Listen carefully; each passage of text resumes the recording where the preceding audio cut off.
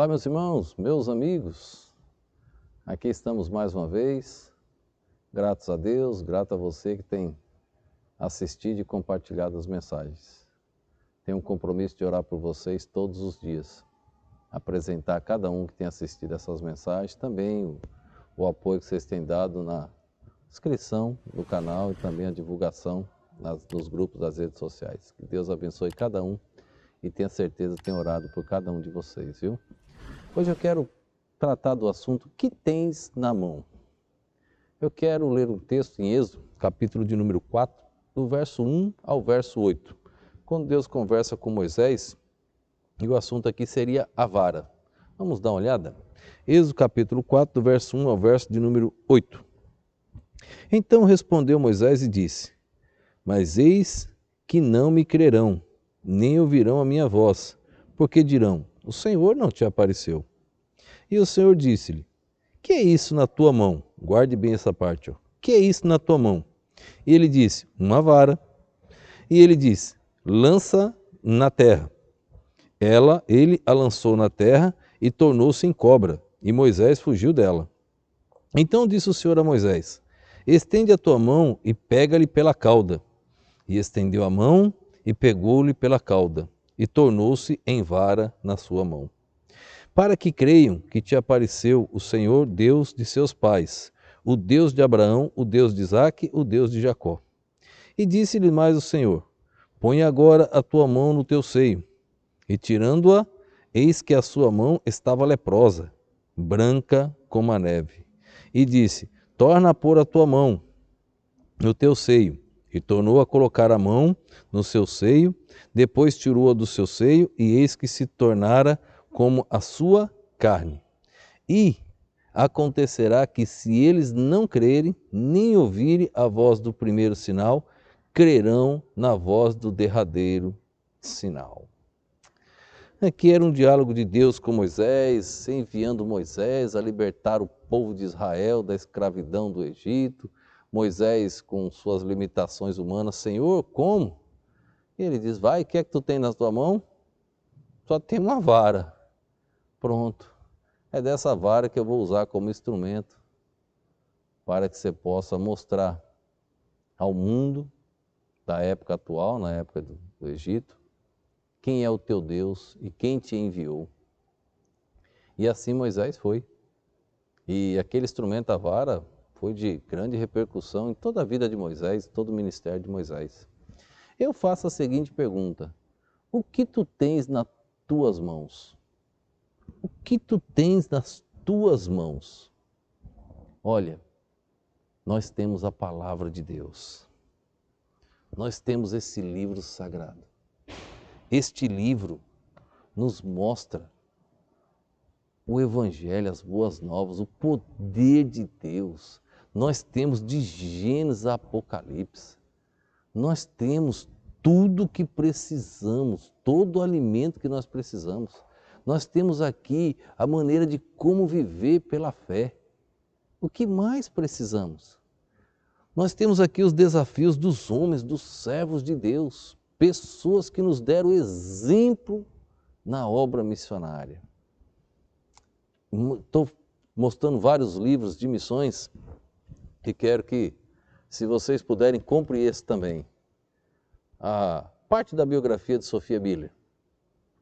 Esta moça que deixou sua terra natal, deixou a América, Estados Unidos e veio para o Brasil, Colômbia, Venezuela, toda aquela região ali, evangelizar os povos indígenas. A história de Sophia Miller, quando ela foi em direção aos índios, perguntaram: o que você vai fazer lá? Eles são bêbados, eles não gostam da gente, eles matam. Eles só fazem isso. Ela diz: então é lá mesmo que eu tenho que ir. Eles precisam de Jesus. Veja essa história aqui, são 2 folhas e um pedacinho da terceira, uma folha e um pedacinho da terceira aqui. Veja essa história do que ela passou no campo missionário. Provada por veneno. Um grupo de índios estava sentado ao redor de uma fogueira, quase apagada, no meio de uma choupana de barro, no interior da Colômbia, envolvido num bate-papo sobre a origem de uma mulher branca que navegava seus rios e ensinava nas suas aldeias. Ela é feiticeira, disse um. Não, não é, não, responderam vários. Ela só quer nos ajudar, mas todos os feiticeiros falam do mundo oculto. Como ela pode saber tanto do assunto? Do livro preto dela. Ela diz que é o livro de Deus. Ah, é Napericoli, o grande espírito. Lembraram-se das palavras que o vosso velho feiticeiro nos contavam? Ele uma vez falou que morreu e entrou na presença de Napericoli, numa cidade de luzes ofuscantes. A maioria deles não se lembrava, mas um índio idoso entrou na conversa. É verdade. E o nosso feiticeiro nunca pôde esquecer das coisas que Napericoli lhe contou no meio de todas aquelas luzes. Todos escutavam atentamente. Napericoli lhe prometeu que algum dia mandaria sua irmã ao nosso rio com uma mensagem para todos os povos. Com espanto questionaram: será que é ela? Será que ela é? Os índios rapidamente juntaram as peças. Aquela mulher branca que lhes ensinava parecia se encaixar na descrição. Irmã de Napericoli. Que outro motivo ela teria para se preocupar conosco e nos ajudar? Que outra pessoa poderia conhecer tanto do grande chefe e contar-nos coisas que não sabíamos sobre ele? Esta irmã branca não está nos contando a respeito do céu e de como chegamos lá? Ela não veio de uma terra muito distante e não nos mostrou o livrinho preto com a mensagem do nosso grande chefe? Então houve silêncio por alguns minutos. Como teremos certeza se ela é realmente a irmã de Napericoli? Não houve resposta imediata para essa pergunta, mas logo um dos homens teve uma ideia. Se ela for realmente a irmã de Napericoli, não morrerá, mesmo que tome veneno. Só há uma maneira de descobrir. Qualquer dia colocaremos veneno no seu alimento. Se não morrer, ela é realmente a irmã de Napericoli. Olha o que eles estavam programando fazer com Sophia Miller. Houve sinais de aprovação e desaprovação. A maioria não tinha muita certeza, mas o raciocínio parecia fazer sentido.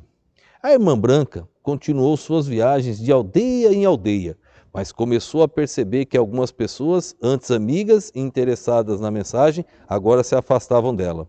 Um dia, uma das mulheres mais amigáveis lhe sussurrou: alguém vai lhe envenenar.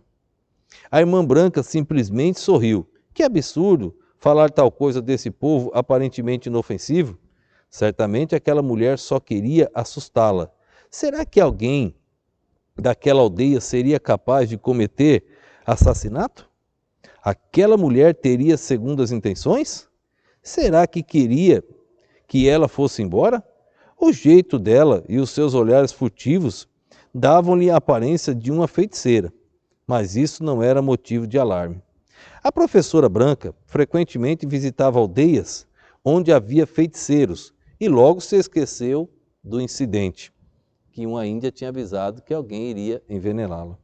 Passaram-se algumas semanas. Um dia, quando a irmã branca estava na aldeia onde ocorrera aquela reunião, um homem achou que estava na hora de fazer o teste. Já havia adiado o suficiente. Eles precisavam saber a verdade. Após uma reunião à tarde, quando todos estavam jantando, uma tigela de sopa foi dada à faminta irmã branca. A sopa era meio estranha. Tinha alguns pés de tartaruga com unhas e tudo, flutuando na superfície. Só a aparência lhe deu náuseas. Entretanto, ela costumava comer tudo que os índios lhe ofereciam. E também, por não haver outra comida, tomou a sopa. Terminada a refeição, sentada na sua rede, ela foi tomada por dores no abdômen, as mais terríveis que já havia sentido na vida, e que continuaram por alguns minutos. Num canto da cabana de palha emprestada para ela, havia uma grande cuia, usada para as bebedeiras nas festas. Chegou até ali no exato momento de depositar o conteúdo do seu estômago dentro da cuia. Ela cambaleou de volta à rede e ali ficou deitada ofegante, sem forças para fazer mais nada. Lentamente as dores amenizaram e ela dormiu. Ao clarear do dia, ela acordou, se levantou para esvaziar a cuia. Antes que fizesse, os índios. No entanto, a cuia já estava completamente vazia e um grande galo morto junto dela. Rapidamente ela pegou o galo pelas pernas e o enfiou por uma fenda na parede, para que os índios não a acusassem de tê-lo matado. Não contou a ninguém sobre o incidente, nem passou pela cabeça ligar o fato ao que a mulher havia dito sobre o envenenamento. Pensou que sentira náuseas apenas por causa do aspecto desagradável da sopa. Somente 5 anos depois, o homem confessou que colocara naquela sopa de tartaruga veneno suficiente para matar 5 homens. 5 homens. Quando os índios concluíram que a irmã branca tinha passado no teste, depois disso eles receberam cada palavra dela com um grande entusiasmo. Com certeza ela era a deusa branca. A partir daquele dia, Sophia Miller era recebida pelos índios como a deusa branca. O que tu tens nas tuas mãos? Sophia Miller, irmãos, ela tinha o desejo de fazer missões. Sophia Miller tinha fé em suas mãos. Ela usou desta graça bendita do Senhor. Sophia Miller, irmãos, foi um instrumento nas mãos do Criador. E Deus a honrou. Ela era conhecida agora como deusa branca. Já cruzei aquelas aldeias ali no Amazonas por várias vezes. E ali eu já cheguei numa aldeia,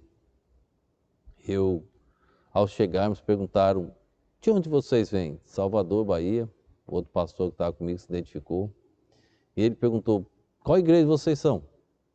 E eu falei, sou da Igreja Batista. Outro pastor, sou da Igreja Batista. Então são bem-vindos. E eu fiquei curioso por causa daquilo. Naquela noite, pregando o evangelho ali, eu vi alguns índios lendo. E eu fiquei curioso em ler. E ali eu encontrei as cartilhas de Sophia Miller. Olhe quantos anos se passaram. E eles ainda têm a cartilha de Sophia Miller.